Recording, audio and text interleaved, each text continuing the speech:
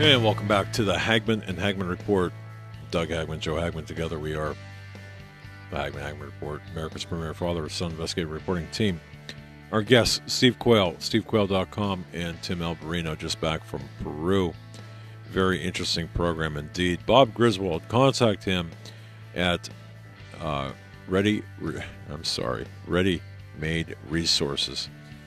Can't even keep my coffee from spilling. ReadyMadeResources.com. That's ReadyMadeResources.com. He's got a special right now, a communication special. He's offering 2 BF F8 HP UHF VHF ham radio kits. This is a special offer. 2 of the radios, 2 throat mics, 2 antennas, and it goes on and on and on. Go to ReadyMadeResources.com. Click on now. You click on outdoor, right, and then go to communications equipment, and you'll see it in the product description right there. That's ReadyMadeResources.com. Click on outdoor, and then communications equipment. It's a fantastic special. And if you have any questions whatsoever, the live chat is online, or give them a call. Simply that. Give them a call at 800-627-3809. Let's get back to Steve Quayle and Tim Alberino. Steve, I'm going to kick it over to you, sir. Well, as Tim was saying, I don't know if I can effectively stress the importance of this. We were flat out lied to, and lied to our face. And this Father Gamarra being able to meet Anselm was a pretty moving thing. I actually have photos, Tim. Tim hasn't seen the 1,000 photos I took, literally, not of just this event. But you could see 2 incredible men embracing each other, and they were both weeping because, again, this man, Father Gamarra, who was the head prior, was removed from office because somebody got really nervous. And so, Doug, here's what I want to get people to understand. We're undertaking, and this is no understatement, and it's because of the grace of God. You know, He chooses the foolish things to confound the wise.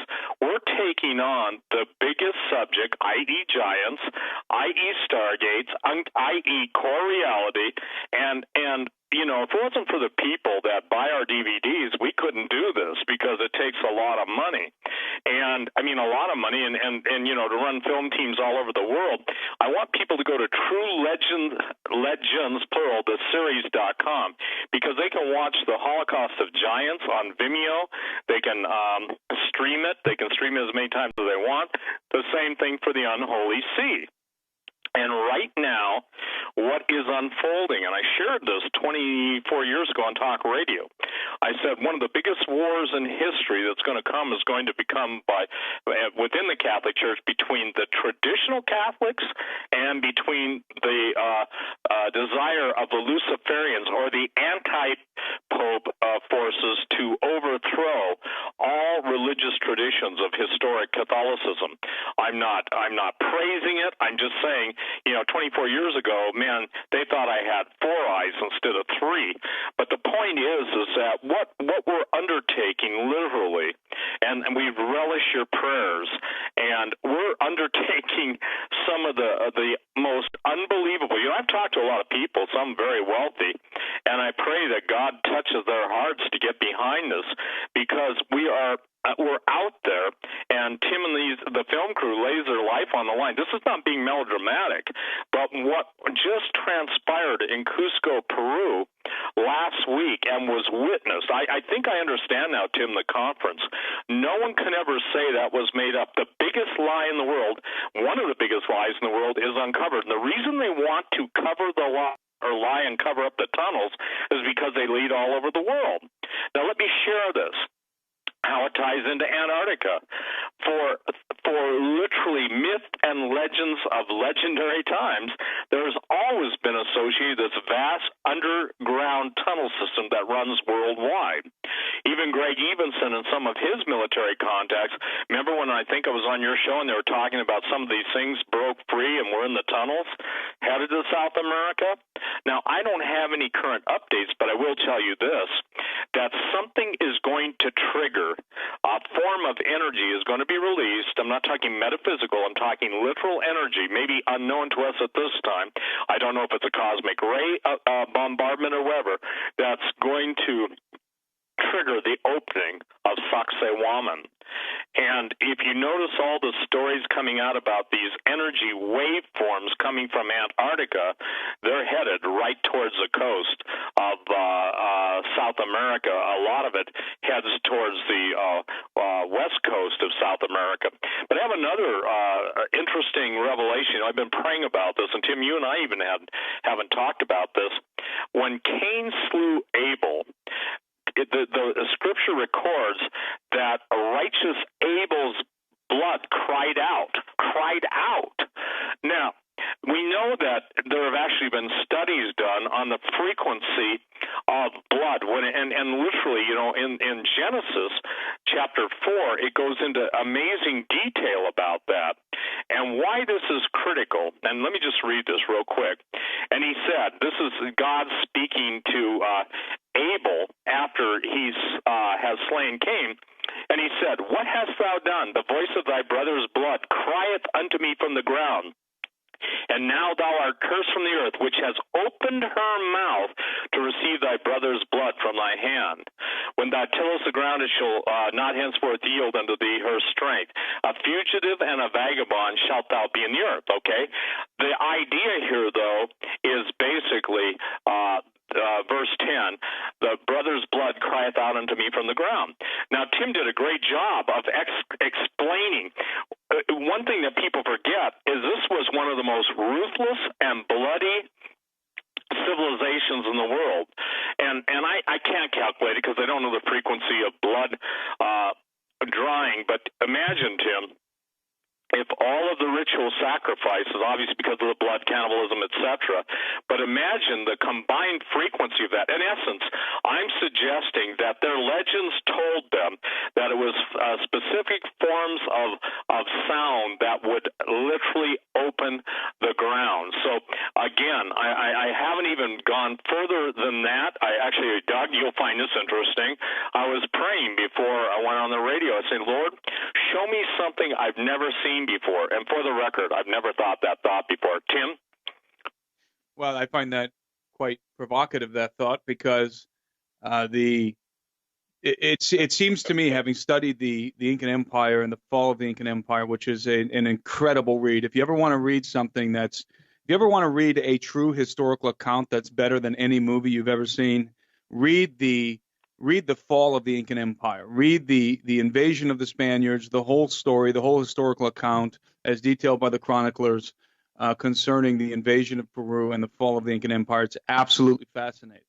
But it seems to me that the coming of the Spaniards was it seems it was divine providence. And I don't mean in the sense that they believed. It wasn't a divine they weren't divinely mandated by the Holy Catholic Church, by the Vatican and the Crown of Spain to go and take over the land of Peru, to take the land of Peru from the Incans and subdue the Incan people. But I believe that you talked about the blood crying out. I believe that the Incan Empire had descended to such a degree of bloodlust and bloodletting and paganism that the hour for their destruction had come, that the cup was full and it was time for their destruction.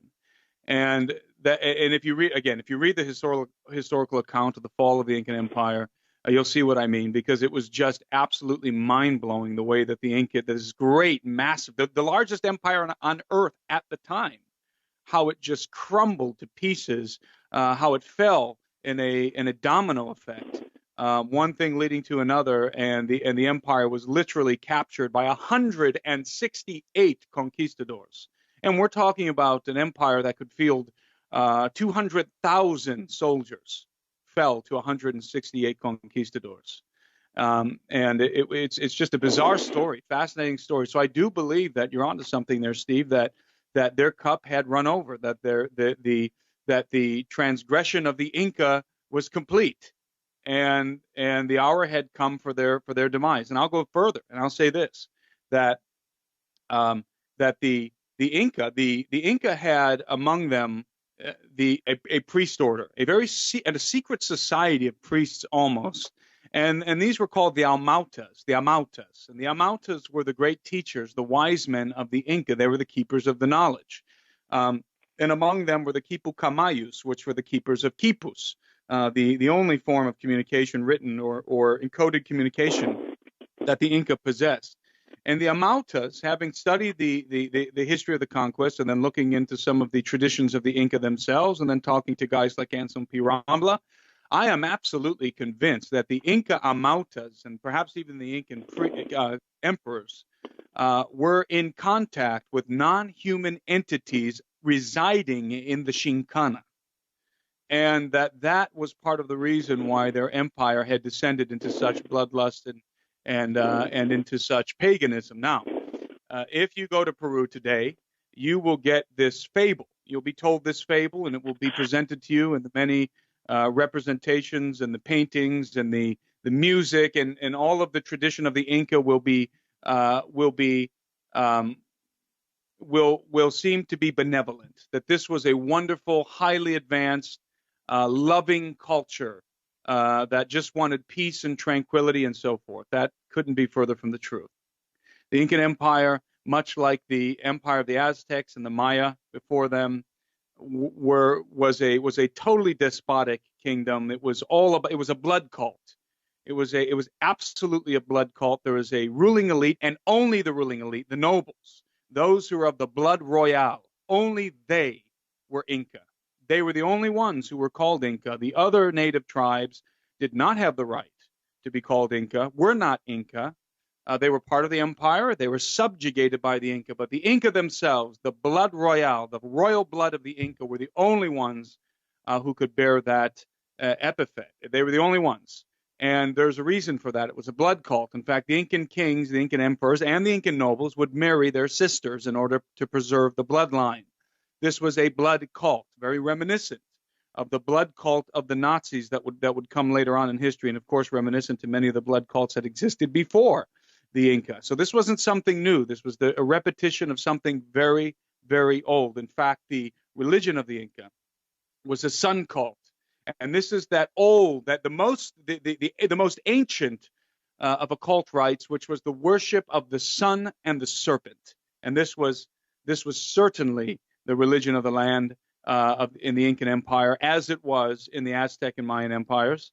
The sun and the serpent. This was the duality. This was the dual deities of the sun and the serpent, of Inti, the sun god, and Viracocha, the serpent god. And Viracocha in Peru is depicted in many cases as a man. Sometimes you'll find him depicted as a bearded man with blue eyes and blonde hair and so forth, very much like Kukulkan, the Maya, and Quetzalcoatl of the Aztecs. So this is the same group of entities that are interacting with these civilizations. They're interacting with them, and they're giving them technology and knowledge that was forbidden. It was knowledge that came from the world before the great cataclysm, before the flood of Noah. So I believe that these were exiles from the world, from the antediluvian world, from the world before the great flood, that were teaching, that were in communication with the Inca elite in Peru and with other native tribes, especially the Aztec and the Maya in Central America. By the way, the fall of the Aztec is it's almost parallel, although it happened a generation before. It's almost parallel to the fall of the Incan Empire. I mean, it's astounding the similarities that you find between the two, and that you find not only between the fall of those empires, but between the empires themselves.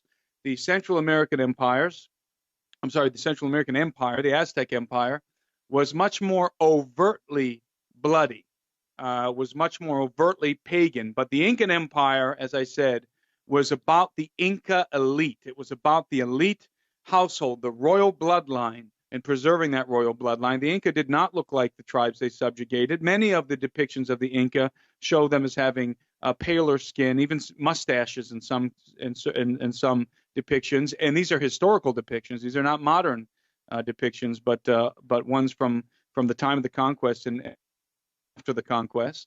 So there's something very strange going on with the Inca elite, with the royal bloodline. And I believe, as I said, that the Amautas, the great masters of among the priests, the high priests and the keepers of the traditions and the oral traditions and the knowledge, were in fact in contact with non-human entities residing in the Shinkana, beneath the Andes Mountains. And that those very same entities were also in contact with the Aztec, the priests of the Aztec.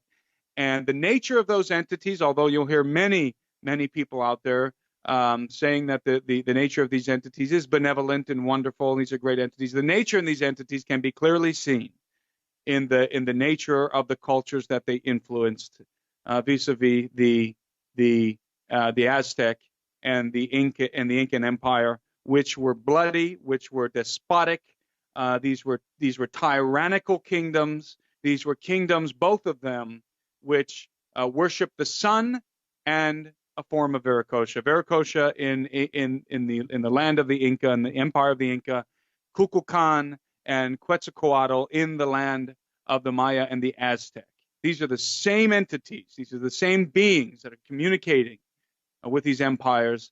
And God saw fit within 2 generations to bring them both to naught, to destroy them, to annihilate them off the face of the earth in an extraordinary fashion. And that would lead in, Doug, to the idea that their blood cries out from the ground. Also, Numbers 13:32. Exactly. I'm sorry. I just said precisely. That's exactly what I'm saying. Yeah, I'm sorry.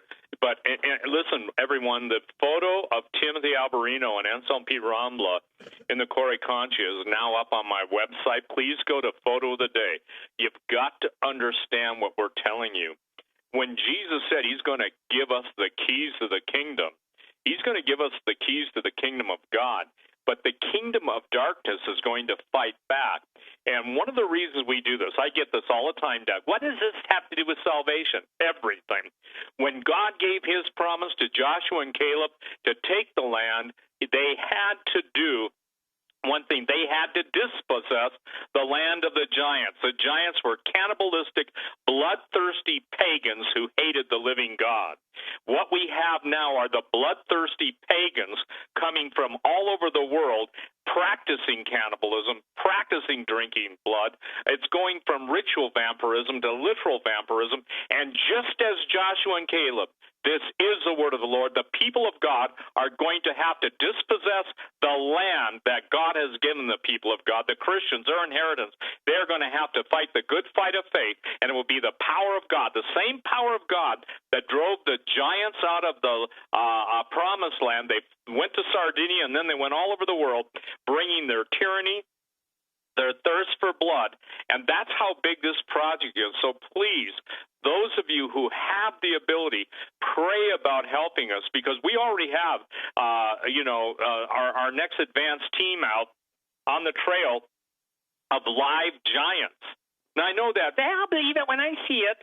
You don't understand, ladies and gentlemen. It's the prayer of the intercessors. It's the faith of those. I want to thank everybody that went to the conference in Cusco, because you were a part of history being made. You weren't looking back in history. You were looking, if anything, the historic past is nothing more than a mirror to the future.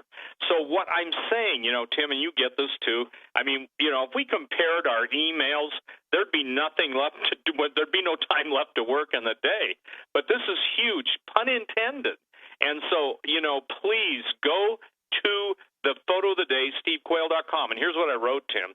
I said, the doorway into the underground tunnel system at the Corey Concha, the Shinkana that leads to Sacsayhuama, the largest stargate in the world, is shown to the True Legends Conference attendees in Cusco, Peru. There is no way that Father Gamarra could have been there at this exact time, that the crew was there, the film crew. There was no checking schedules. This was a sovereign act of God. So I would just tell everyone this. We are presenting by the grace of God, and I want to thank you for your intercession for Timothy Alberino, for myself, and for those of us who are involved in this. Anybody who's ever bought a DVD of ours, thank you. Anybody who's ever bought a book, True Legends, thank you. And I want everyone to go on TrueLegendsTheSeries.com. And I'll say this, we had no idea of everybody that was there, but I will tell you one thing, some of the people that were there were of, and I say this, world-class wealth, okay? Not one of them offered to help us. I'm not complaining, okay? But even though we didn't know at the time who was there, it was astonishing to have God. And Tim, I thought about this too. We had people from South Africa there. We had a couple from Australia, London, and Moscow. Doug, This is a thing that only God can arrange. And I mean, again, it's kind of tough to jump for joy at Cusco. Cusco's what, Tim? Almost 11,000 feet? Yeah. Yes. Yeah. And so the thing is please get involved with us. Please help us. Because, look, here's the deal. I said to the Lord, God, I'm not going to, I can't open anybody's eyes. You can. But if you, those of you who are listening that can. By the way, one of the frustrations I've had is finding somebody who wouldn't give up on the geoglyphs at Tiwanaku. Tim and I, talked about that on different radio shows, Coast to Coast, Doug's show, the Hagman and Hagman Report, other shows. And I took on two math geniuses who said they could do it. In about 2 weeks, they gave up. One guy from South Africa, God bless you, Sean, comes on the trip and he says, I'll do that for you. My specialty is 3D modeling in space. And so, we're going to show you what the late David Flynn, and possibly, it wasn't God's timing we tried to do that, but the point being is that somebody from South Africa meets Timothy Alberino and myself and the film crew in Cusco, Peru, and the very guy I've been, scouring the earth for shows up and basically says, I can do that for you. So is that not a blessing also, Tim? Again, I lack the words to explain to people how significant this is. And by the way, if any of you want to put up the money necessary for the expedition and you're in physical enough shape to keep up with Tim, you can go. Only what the doctors think. This is not a join the expedition if you can't keep up. This is for somebody who can step up, and then you can step in to the shoes that this film crew has to go to. I will say this. When we were in Cusco, Peru, the safety of the group was absolutely tantamount. And some of the coolest people in the world, we had one lady, I think, was either 75, 77. Man, she had more spring in her step than anybody I've ever seen. And the people from around the different places in the world. But it was fascinating, the cross-section of the people that joined. So if you want to get involved in a major way financially and you want to go on the expedition, in essence, you'll be taking your orders. And Tim, one of the guys that was with us, who, with a son, basically offered to go and just be a mule for 2 weeks, 3 weeks. And so anyway, the thing is that a mule, meaning someone to carry all the heavy camera equipment. So ladies and gentlemen, True Legends, I don't have a name for it yet, but we will be putting out something, probably not a 2-hour thing, but something on this Peru trip because it's that important. Tim, are you going to be able to stay through the half hour, or are you going to go? No, I can stay. I can stay. Terrific, Tim. Okay. Okay. Yeah, we're about 4 minutes. We got about 4 minutes to the bottom. Go ahead. Okay. Go ahead, Tim. Take it from there. Please go to the Steve Quayle photo of the day and see what we're talking about. Go ahead, Tim. Yeah, I just want to say that it was an excellent trip, and there's no way, like as you were saying, Steve, there's no way that the chance meeting in the Coricancha with Anselm P. Rambla and with Father Gamarra was happenstance. I mean, that was the whole thing felt providential. And we would love to do some more of these in the future. And I know a lot of the people who were on the trip are begging us to do another one. It was a lot of work, but it was phenomenal. I consider it to have been a complete success. And I mean, it was usually when you launch something right out of the gate, the first time you launch something, you have all kinds of problems. Everything that can go wrong goes wrong. This trip was the opposite. I mean, we had everything went smoothly. Everything worked perfectly. And it was a lot of work, but we didn't have any problems. We didn't have any major health concerns. It was just a wonderful time to get to know all of those people, some of whom I'm sure are listening tonight. We had a great time. We had an amazing group of people, and from all walks of life. In fact, Anselm P. Rambla was commenting to me over and over, especially at the end of the trip, how impressed he was with our audience, how impressed he was with the group of people that had assembled in Cusco. He was moved. He was deeply moved by. He said he kept telling me this doesn't feel like a group of strangers. This feels like a family, and so it was very.